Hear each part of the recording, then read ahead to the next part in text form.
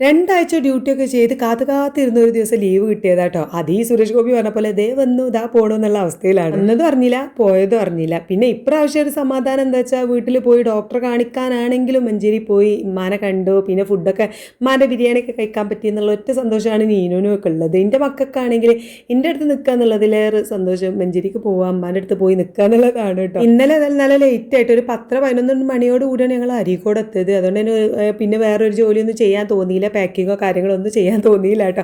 പിന്നെ രാവിലെ നേരത്തെ എണീറ്റ് പോകും, കൊണ്ടുപോകാനുള്ളതൊക്കെ പാക്ക് ചെയ്തു, ബ്രേക്ക്ഫാസ്റ്റ് ഉണ്ടാക്കി, ലഞ്ച് കുറച്ച് ചോറൊക്കെ വെച്ചിട്ടുണ്ട്, അത്ര എടുത്തിട്ടുള്ളൂ. എന്തായാലും അവൾ പോയി കഴിഞ്ഞിട്ട് ബാക്കി പണികൾ എടുക്കാമെന്ന് വിചാരിച്ചു. അവൾ പോയി ഞാൻ കിച്ചണിൽ വന്നപ്പോൾ കിച്ചണിൻ്റെ അവസ്ഥ ഇതാണ് കേട്ടോ. കാരണം രാവിലെ തിരക്കിട്ട പണിയായതുകൊണ്ട് അതിൻ്റെ ഒപ്പം തന്നെ പാത്രം കഴുകാനും അങ്ങനെ ഒന്നും പറ്റിയിട്ടുണ്ടായിരുന്നില്ല. പിന്നെ ഒരു ചടപ്പടെ ക്ലീനിങ് ആയിരുന്നു. ആ ക്ലീനിങ്ങുകളെ കാണിച്ച് ബോറടിപ്പിക്കണ്ടല്ലോ എന്ന് വെച്ചിട്ട് ഞാൻ ജസ്റ്റ് ഒന്ന് ട്രാൻസ്ഫോർമേഷൻ വീഡിയോ ആയിട്ട് ചെയ്തതാട്ടോ. അങ്ങനെ നമ്മുടെ കിച്ചണത്തെ പരിപാടികളും അതുപോലെ തന്നെ പാത്രം ക്ലീനിങ് പരിപാടികളൊക്കെ കഴിഞ്ഞ് ഞാൻ നേരെ സ്റ്റിച്ച് ചെയ്യാൻ പോവാണ് കേട്ടോ. കുറച്ച് തയ്ക്കാനുണ്ട്, പുറത്തുനിന്ന് കുറച്ച് കിട്ടിയിട്ടുണ്ടായിരുന്നു. അപ്പോൾ നമ്മുടെ കമൻറ്റിൽ ഒരാൾ ചോദിച്ചിട്ടുണ്ടായിരുന്നു അങ്ങനെ പുറത്തേക്ക് തയ്ച്ച് കൊടുക്കാറുണ്ടോ എന്ന്. അപ്പോൾ ആദ്യമൊക്കെ ഒരുപാട് ഞാൻ കിട്ടുന്നതൊക്കെ വാങ്ങി തയ്ച്ച് കൊടുക്കാറുണ്ടായിരുന്നു കേട്ടോ. ഇപ്പോൾ ഭയങ്കര മടിച്ചാണ്. ഞാൻ ഒരുപാട് വീഡിയോയിൽ പറഞ്ഞിട്ടുണ്ട്, ഇപ്പോൾ അങ്ങനെ വാങ്ങാറില്ല. നമ്മൾ തന്നെ തയ്ച്ചാൽ നന്നാവുള്ളൂ എന്ന് പറഞ്ഞിട്ട് തരുന്ന കുറച്ച് ആൾക്കാരുണ്ട് കേട്ടോ. എന്നെ അത്രയ്ക്ക് വിശ്വാസമുള്ള ആൾക്കാർ, അവരത് മാത്രം വാങ്ങാറുള്ളൂ.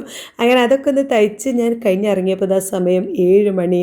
അപ്പോഴാണ് മോള് വിളിച്ചത്, ഒരു വരുന്നുണ്ട്, ഐറൂസിനെന്തോ തീരെ വയ്യ, പനിക്കണുണ്ട്, ഛർദ്ദിക്കാൻ വരുന്ന പോലെ ഇങ്ങനെ വോമിറ്റിങ് ടെൻഡൻസിയും കാര്യങ്ങളൊക്കെ ഉണ്ട്, അപ്പോൾ ഒരു ഡോക്ടറെ കാണിക്കാനൊക്കെ വരുന്നുണ്ട് എന്ന് പറഞ്ഞു. അപ്പോൾ ഞാൻ വേഗം എൻ്റെ ബാക്കിയുള്ള പണികൾ തീർക്കുകയാണ്. ഇതെന്താ വെച്ചാൽ നമ്മൾ ഡിന്നർ കഴിച്ചതിൻ്റെ പ്ലേറ്റും കാര്യങ്ങളൊക്കെ ഇട്ട് അവർ വരുമ്പോഴേക്കും പണികളൊക്കെ തീർത്താൽ പിന്നെ നമുക്ക് ഐറൂസിന് പിന്നാലെ ഓടാലോ. അങ്ങനെ ഞാൻ അത് കഴിഞ്ഞപ്പോൾ എനിക്ക് തോന്നി ബ്രേക്ക്ഫാസ്റ്റിനുള്ളത് കുറച്ച് എന്തെങ്കിലും സെറ്റ് ചെയ്ത് വെക്കാം. രാത്രി ഐറൂസ് ഇവിടെ നിൽക്കുകയാണെന്നുണ്ടെങ്കിൽ നമുക്ക് രാവിലെ നിൽക്കുമ്പോൾ എളുപ്പമാവില്ല. അപ്പോൾ ഞാൻ വേഗം ചപ്പാത്തിപ്പൊടി കിട്ടിയിട്ടുണ്ടായിരുന്നു.